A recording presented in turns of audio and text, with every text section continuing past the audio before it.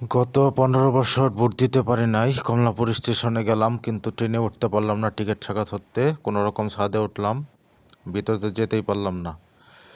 আপনাদের কি অবস্থা? কোথা থেকে কেমন করে যাচ্ছেন সবাই জানাবেন। আমি এখন বর্তমানে ছাদে আছি।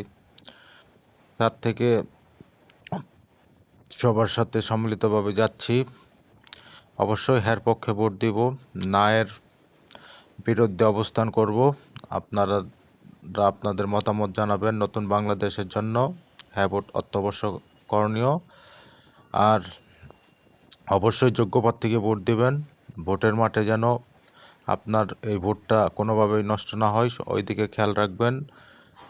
আশা করি সবাই কষ্ট করে বাড়িতে যাচ্ছেন। সবার জন্য আমি দোয়া করি যেন আপনজনের কাছে ঠিকভাবে পৌঁছান। আমাদের জন্য দোয়া করবেন, আমার জন্য দোয়া করবেন। ভালো থাকবেন সবাই। ট্রেনের ছাদ থেকে আল্লাহ হাফেজ।